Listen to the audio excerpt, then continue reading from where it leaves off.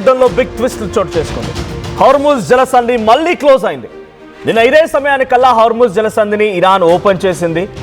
ఇక ఇరేచ్ఛగా ఆయిల్ ట్యాంకర్లు కానీ బల్క్ క్యారియర్లు కానీ హార్ముజ్ జలసంధి వెంట ఎక్కడికంటే అక్కడికి వెళ్ళొచ్చినటువంటి మాటని మనం చెప్పుకున్నాం. కానీ 24 గంటలు ముగియక మునిపే, 24 గంటలు పూర్తవక మునిపే మళ్ళీ హార్ముజ్ జలసంధికి సంఖ్యలు వేసింది ఇరాన్. ఎవరైనా కనుక తమ నౌకలతో ఈ హార్ముజ్ జలసంధిని దాటాలని ప్రయత్నం చేస్తే బాంబులు పెట్టి లేపేసి తునాతునకలు చేస్తాం, మీ యొక్క నౌకల్ని ముక్కలు ముక్కలుగా చేస్తామని చెప్పి వార్నింగ్ ఇస్తోంది ఇరాన్. అయితే ఏం జరిగిందనంటే లెబనాన్ పైన ఇజ్రాయెల్ దాడులే ఈ యొక్క హార్ముజ్ జలసంధి క్లోజ్కి మళ్ళీ కారణంగా తెలుస్తున్నాయి. తాజా పరిస్థితులపైన పాక్ ప్రధాని షహబాజ్ షరీఫ్తో కూడా ఇరాన్ అధ్యక్షుడు పెజెస్కియాన్ మాట్లాడుకొచ్చారు. అయితే యుఎస్తో డీల్ కుదరాలంటే లెబనాన్ పై కూడా దాడులు ఆగాల్సిందని స్పష్టం చేశారు. ఇజ్రాయెల్ లెబనాన్ పై దాడి చేస్తోంది, హెజ్బుల్లా వ్యవస్థలపై దాడి చేస్తుంది. అక్కడ నుండి సుమారుగా 254 మందికి మరణానికి కారణమైంది. ఆ తర్వాత 1100 మంది నిరాశ్రయులు అయిపోయారు. వారంతా కూడా తీవ్రంగా గాయాలైపోయి ఆసుపత్రిలో చికిత్స పొందుతున్నారు. సో 254 మంది, ఇది అతిపెద్ద అటాక్. ఏకంగా 1982 తర్వాత ఇప్పుడు జరిగిన అటాక్ అతిపెద్దదిగా అభివర్ణిస్తోంది ప్రపంచం. ఎందుకంటే హెజ్బుల్లా వ్యవస్థ పైన గతంలో కూడా చాలాసార్లు దాడులు చేసింది. కానీ ఈ రోజు జరిగినటువంటి దాడి ఒక 100 సైట్స్ పైన 100 places with 100 missiles in just 10 minutes. ఇది వాళ్ళు చెప్తున్న క్యాల్కులేషన్. 10 నిమిషాల్లో 100 చోట్ల 100 మిసైల్స్తో దాడి చేయడంతో 254 మంది మరణిస్తే 1100 మందికి చాలా తీవ్రంగా గాయాలయ్యాయి. ఇది ఇజ్రాయెల్ చేస్తున్నటువంటి దాడి. అయితే లెబనాన్ పై ఈ స్థాయిలో దాడి చేయడాన్ని ఇరాన్ వ్యతిరేకిస్తోంది. ఇరాన్ ఆల్రెడీ కండిషన్ పెట్టింది. ఏమని? మీరు కనుక ప్రాక్సీ ప్రాంతీయ యుద్ధాలు ఆపకపోతే మేము ఈ కండిషన్ ఒప్పుకోము, సీజ్ ఫైర్ని ఒప్పుకోము, ఈ స్ట్రైట్ ఆఫ్ హార్ముజ్ని వదిలేయము. మీరు కనుక ప్రాక్సీ యుద్ధాలని ఆపితే మేము అంగీకరిస్తామన్న రకంగా ఇటు ఇరాన్ చెప్పుకొచ్చింది. కానీ ఇది నేతన్యాహు ఏమంటున్నారంటే ప్రాక్సీ యుద్ధాలు అని అంటే మీరు పెట్టుకున్న సీజ్ ఫైర్లో ఈ లెబనాన్ అనేది వర్తించదు. సీజ్ ఫైర్ కేవలం అమెరికా, ఇజ్రాయెల్, ఇరాన్ మధ్యలోనే, లెబనాన్ ఈ సీజ్ ఫైర్లో లేదు అనేటువంటి మాట చెప్తూ ఏకకాలంలో 10 నిమిషాల్లోనే 100 మిసైల్స్ని 100 ప్రాంతాల్లో ప్రయోగించిందనంటే ఎటువంటి భయంకరమైన దాడి అర్థం చేసుకోండి. 1982 తర్వాత ఇది అతిపెద్ద దాడిగా అభివర్ణిస్తోంది ప్రపంచం. ఇప్పుడు జరిగిన ఈ లెబనాన్ పై దాడితో స్ట్రైట్ ఆఫ్ హార్ముజ్కి మళ్ళీ సంఖ్యలు పడ్డాయి. స్ట్రైట్ ఆఫ్ హార్ముజ్ మళ్ళీ కూడా ఇరాన్ ఆధీనంలోకి వెళ్ళిపోయింది. సో ఇక్కడ 12 లక్షల మంది ఇప్పటివరకు లెబనాన్లో కంటిన్యూస్గా ఈ వార్ మొదలైన నాటి నుంచి, అంటే లెబనాన్ పై ఎప్పుడైతే ఇజ్రాయెల్ అటాక్ చేయడం మొదలుపెట్టిందో ఆ రోజు నుంచి ఈ రోజు వరకు 12 లక్షల మంది నిరాశ్రయులు అయిపోయారు. ఆహారం లేదు, కంప్లీట్గా ఆర్తనాదాలు వినబడతాయి తప్ప లెబనాన్లో ఎక్కడ చూసినా కూడా ఒక దయనీయమైన పరిస్థితి కనబడుతుంటుంది. సో ఇప్పుడు మళ్ళీ ఇరాన్ కూడా టార్గెట్ చేస్తోందట. ఇరాన్ కూడా ఇజ్రాయెల్ లక్ష్యంగా కొన్ని పొజిషన్స్ సిద్ధం చేసుకుని పెట్టుకుంటుంది. బికాస్ తమ సపోర్టర్ అయినటువంటి లెబనాన్ పైన, హెజ్బుల్లా వ్యవస్థల పైన దాడి చేయడాన్ని ఇరాన్ వ్యతిరేకిస్తూ ఇప్పుడు లక్ష్యంగా ఇరాన్ ఇజ్రాయెల్ని ఎంచుకుంది. ఇజ్రాయెల్ లక్ష్యంగా ఇరాన్ మళ్ళీ ఏ క్షణమైన దాడికి తెరలేపే అవకాశం ఉన్నట్టుగా ఇరాన్ సంబంధించినటువంటి ఇంటెలిజెన్స్ నిఘా వ్యవస్థలు అంచనా వేస్తున్నాయి. ఈ దాడిలో లెబనాన్కి సంబంధించిన రాడార్, ఎయిర్ డిఫెన్స్ సిస్టమ్స్ కూడా పూర్తిగా ధ్వంసమయ్యాయి. ఇక దాడులకు ముందే లెబనాన్ కమ్యూనికేషన్ వ్యవస్థ కూడా హ్యాక్ చేసినట్టు తెలుస్తోంది. దాడులతో గగనతలం పూర్తిగా మూసివేసింది లెబనాన్. ఇక ఐడిఎఫ్, ఇజ్రాయెల్ డిఫెన్స్ ఫోర్స్ చెప్తోంది ఏంటంటే 1982 తర్వాత అతిపెద్ద దాడి అని ఇజ్రాయెల్ డిఫెన్స్ ఫోర్స్ అనౌన్స్ చేసింది. ఇజ్రాయెల్ పై భారీగా దాడులు చేసేందుకు లెబనాన్ కూడా వ్యూహాలు రచిస్తోంది. So on April 8, 2026, Lebanon experienced one of the most intense and high casualty days of the ongoing conflicts. దీని పేరు ఆపరేషనల్ ఎటర్నల్ డార్క్నెస్ గా ఇజ్రాయెల్ నామకరణం చేసింది. ఆపరేషన్ ఎటర్నల్ డార్క్నెస్ లో భాగంగా 100 missiles on 100 places at 10 minutes, just in 10 minutes. So ఇక్కడ ఎందుకు ఇది జరుగుతోంది అని అంటే కనుక, so United states of America and Iran మధ్య ఒక సీజ్ ఫైర్ అండర్స్టాండింగ్ వచ్చింది. సో ఆ సీజ్ ఫైర్ అండర్స్టాండింగ్ సంబంధించి కొన్ని కండిషన్స్ పెట్టుకున్నారు. ఆ కండిషన్స్ అనేది April 10న ఇస్లామాబాద్ వేదికగా చర్చలు జరగబోతున్నాయి. ఇదే తరుణంలో ఇరాన్ కొంత స్ట్రైట్ ఆఫ్ హార్ముజ్ వదిలేసింది, ఫ్రీ ఆఫ్ ఫ్లో నడుస్తోంది, complete safe way straight of Hormuz నుంచి స్టార్ట్ అయింది. అంతలోనే ఇటు ఇజ్రాయెల్ లెబనాన్ పై అటాక్ చేసింది. సో ఇప్పుడు ఇజ్రాయెల్ ఏం చెప్తోందనంటే టార్గెటింగ్ హెజ్బుల్లా, మేము హిజ్బుల్లాని టార్గెటెడ్గానే ఈ దాడులు చేస్తున్నాం. Because the Israel defence force stated that the strikes specifically targeted terror targets and infrastructure belonging to Hezbollah to prevent the group from rebuilding it's Arsenal. అంటే Hezbollah అనేది ఒక terror group, అది as per Israel. So ఆ terror group మాకు ఎప్పటికైనా వ్యతిరేకంగా మారి మనపై దాడి చేస్తోంది కాబట్టి ఆ టెర్రర్ గ్రూప్ని టార్గెట్ చేస్తూ మేము దాడులు చేశాం, వాళ్ళు మళ్ళీ పునరుద్ధరణ జరగకుండా వారిని టార్గెట్ చేశామని ఇజ్రాయెల్ చెప్తున్నమాట. So it's a separate front, అసలు అదొక సపరేట్ వ్యవస్థ. ఇరాన్కి దానికి సంబంధం లేదు. ఇరాన్ అమెరికాకు సంబంధించిన సీజ్ ఫైర్ ఉంటే మీరు లెబనాన్పై దాడిని ఎందుకు దీన్ని సీజ్ ఫైర్ బ్రేక్ అయినట్టుగా భావిస్తున్నారంటూ కూడా ఇజ్రాయెల్ మాట్లాడుతోంది. Prime minister Netanyahu has signaled that US-Iran ceasefire does not apply to Israel's fight against Hezbollah. Israel views the group as a direct threat to its northern border that must be neutralized regardless of regional truces. So northern part of ఇజ్రాయెల్కి ఎప్పటికైనా ఈ హెజ్బోల్ లాంటి వ్యవస్థ terror group అనేది ప్రమాదంగా మారే అవకాశం ఉంది కాబట్టి మేము వాటిపై దాడి చేస్తున్నాం అంతే, కానీ మీకు ఈ సీజ్ ఫైర్కి ఎటువంటి సంబంధం లేదు అని నెతన్యాహు చెప్తున్నారు. స్ట్రాటజిక్ ఐసోలేషన్ కూడా, అంటే military operations have also focused on destroying infrastructure such as bridges. So అక్కడ మిలిటరీ ఇన్ఫ్రాస్ట్రక్చర్ని కూడా దెబ్బతీస్తోంది. హెజ్బోల్ అనేది సపరేట్ వ్యవస్థ, వారికి ఒక ఆర్మీ సైన్యం కూడా ఉంది. యాజ్ లైక్ పాకిస్తాన్లో బలూచిస్తాన్ ఏ రకంగా అయితే వేరుపాటువాదం కోసం పోరాడుతూ అక్కడ ఒక సైన్యాన్ని ఏర్పాటు చేసుకుందో, ఇక్కడ లెబనాన్లో హెజ్బోల్లా లాంటి వ్యవస్థ ఒక ఇండిపెండెంట్ సైన్యాన్ని ఏర్పాటు చేసుకుంది irrespective of Lebanon government. So ఆ ఇర్రెస్పెక్టివ్ ఆఫ్ గవర్నమెంట్ చేసుకున్న సైన్యం పైన అటాక్స్ ఉన్నాయి. ఇప్పుడు హెజ్బోల్లా మిలిటరీపై అటాక్ చేస్తున్నాం అనేది ఇజ్రాయెల్ వర్షన్. ఇక్కడ ఇరాన్ ఏం చెప్తోంది, సో ఇది మీరు మళ్ళీ రిటిలియేషన్ కారణమవుతున్నారు, మీరు మళ్ళీ యుద్ధానికి దారి తీస్తున్నారు, మీరు ఆ లెబనాన్పై దాడులను ఆపండి అంటూ వార్నింగ్ ఇస్తోంది ఇరాన్. సో డిప్లొమాటిక్ ప్రెషర్ కూడా పెరుగుతుంది. Iran foreign minister Abbas Araghchi has accused Israel of sabotaging peace efforts and question whether US can control Israel military actions. మీరు ఇజ్రాయెల్ని కనుక కంట్రోల్ చేయలేకపోతే మళ్ళీ యుద్ధం పెరుగుతుంది అనేటువంటి వార్నింగ్ కూడా ఇరాన్ ఫారెన్ మినిస్టర్ అబ్బాస్ అర్గాచి ఇటు కామెంట్ చేస్తూ యుఎస్ని ట్వీట్ చేస్తున్నారు. సో ఎకనామిక్ సిచ్యువేషన్ కూడా మళ్ళీ స్ట్రైట్ ఆఫ్ హార్మూజ్ సంబంధించిన సిచ్యువేషన్లో ఎకనామిక్ క్రైసిస్ కూడా మళ్ళీ ఏర్పడే అవకాశం ఉంటే వార్నింగ్ ఇస్తున్నారు. అసలు హెజ్బోల్లాని ఎందుకు టార్గెట్ చేసింది, హెజ్బోల్లా అంటే ఏంటి అంటే కనుక, సో హెజ్బోల్లా అనేది it's completely A state with in a state. So అంటే లెబనాన్ అనేది దేశంలో ఇంకో దేశంగా మారిందట హిజ్బోల్లా అనేది. హిజ్బోల్లా అనేది అక్కడ వేర్పాటువాదం కోసం, యాజ్ లైక్ పలిస్తీనా వేర్పాటువాదం ఏ రకంగా జరుగుతుందో, హెజ్బోల్లా అనేది అక్కడ వాళ్ళ షియాలకు సంబంధించినటువంటి పరిపాలన, షియాల యొక్క ఆచార పద్ధతుల్ని పాటించాలనేటువంటి రకంగా ఏర్పాటు అవుతున్న ఒక వ్యవస్థ హెజ్బోల్లా.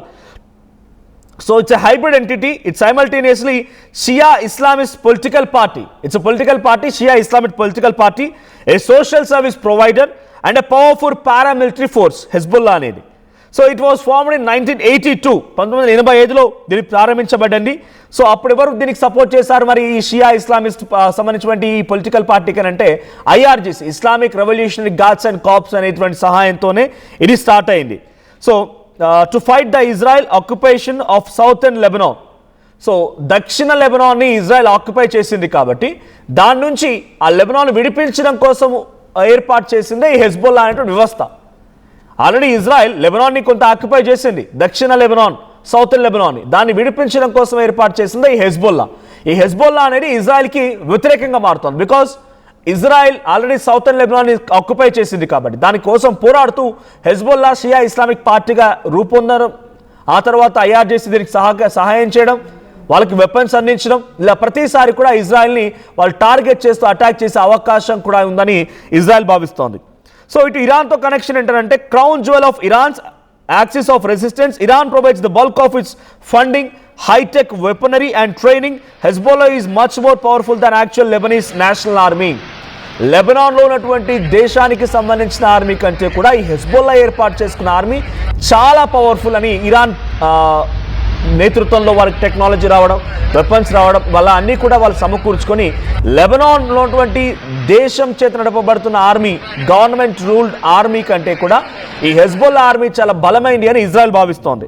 సో వాళ్ళ ఐడియాలజీ ఏంటి, so destruction of Israel and expulsion of western powers from the middle east.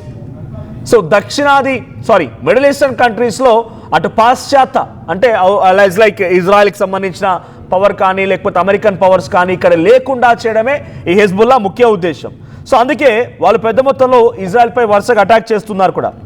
So before recent escalations in 2026, Hezbollah was estimated to have 1,50,000 rockets and missiles. 1,50,000 రాకెట్లు మరి మిసైల్ ఉన్నాయంట ఈ యుద్ధం స్టార్ట్ కాక మునుపు. So వాటిని పేల్చేయడమే ఇజ్రాయెల్ టార్గెట్గా పెట్టుకుని వాటిని పేల్చేసింది.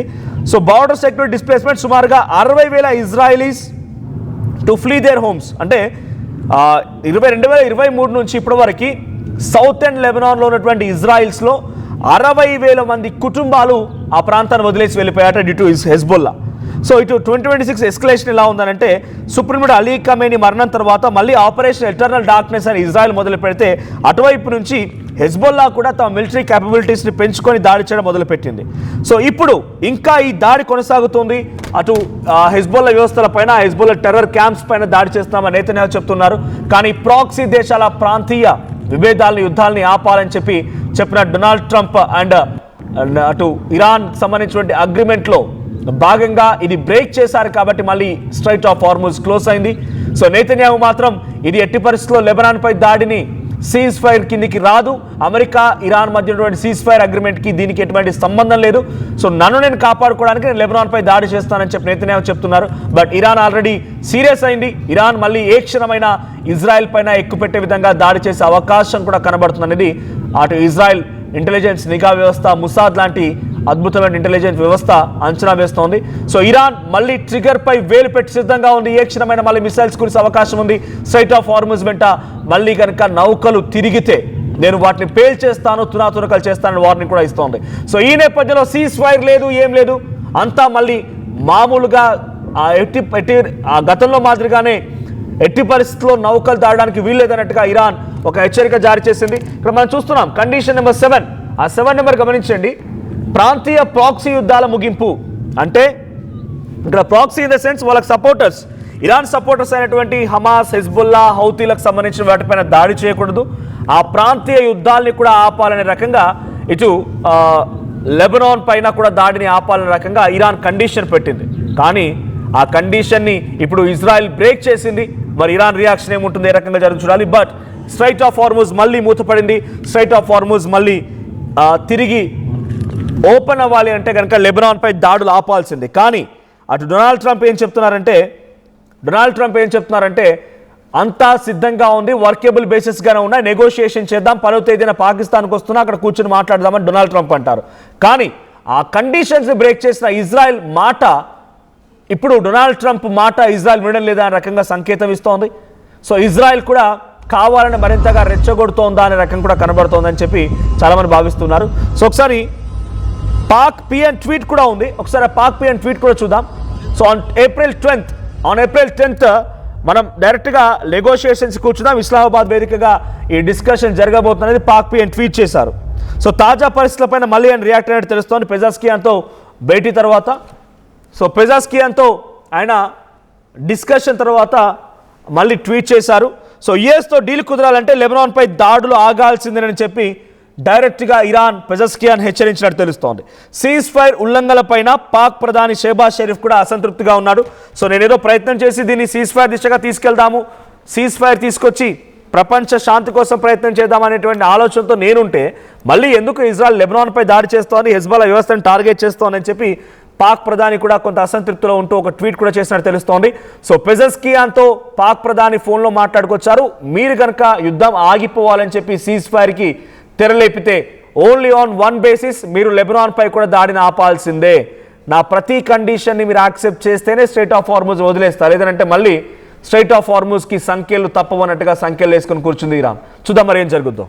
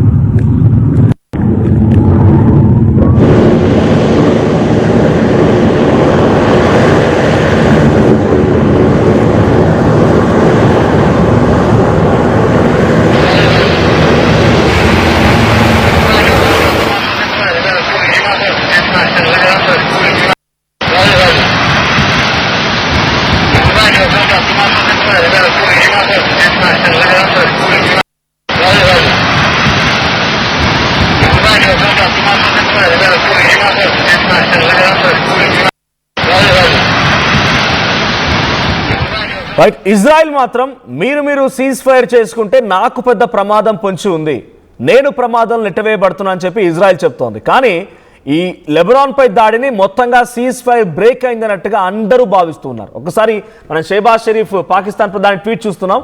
Violations of ceasefire have been reported at few places across the conflict zone, which undermine the spirit of peace process. I earnestly and sincerely urge all parties to exercise restraint and respect the ceasefire for 2 weeks, as agreed upon, so that diplomacy can take a lead role towards peaceful settlement of the conflict. So violations జరిగాయి ceasefire లో. కొంత ఆ దేశాల్లో ఉన్నటువంటి వారంతా కూడా ఆగ్రహాన్ని control చేసుకొని ఒక 2 వారాల పాటుగా మౌనంగా ఉంటే ఆ డిప్లొమసీ ద్వారా మనం యుద్ధాన్ని ముగించేయొచ్చు, శాంతి నెలకొల్పొచ్చు అన్నట్టుగా పాకిస్తాన్ మాట్లాడుతున్నాడు. ఓ పరమ దరిద్రుడు, ప్రపంచ దేశాల్లో ఉగ్రవాదాన్ని పెంచి పోషిస్తున్నటువంటి నీచ్ కమిన్ కుత్తే, వాడు యుద్ధాన్ని ఆపాలని చూస్తూ మళ్ళీ ఒక శాంతి బోధనలు వల్లిస్తున్నాడు. సరే, వాడు ఎవడైనా కూడా పక్క దేశాలు జరిగేటువంటి యుద్ధాన్ని ఆపుతానే ఆలోచన ఉన్న వీడు భారత్పై మాత్రం యుద్ధం చేస్తారంట. సో ప్రతిసారి షెహబాజ్ షరీఫ్ విషయం ఈ రకంగా ట్వీట్ చేయడాలు, వాడి యొక్క నీతివంతుల్లాగా నిజాయితీవంతుల్లాగా వాడు మాట్లాడుతున్న మాటలు చూస్తుంటే నవ్వాలనిపిస్తోంది. బట్ ఇక్కడ ప్రపంచ దేశాల శాంతి కోసం డెఫినెట్గా మనం కూడా సపోర్ట్ చేయాలి. కాబట్టి అక్కడ శాంతిలో కొల్పాల్సిన అవసరం కూడా దాన్ని కోరుకుందాం. So present straight of Hormuz మళ్ళీ క్లోజ్ అయింది. సీజ్ ఫైర్ వయోలేషన్స్ కారణంగా అంతా మరొకసారి యుద్ధ వాతావరణమే కనబడుతోంది. ఏ క్షణమైనా మళ్ళీ ఇరాన్ ఇజ్రాయెల్ పై అటాక్ చేసే అవకాశం కూడా ఉంది.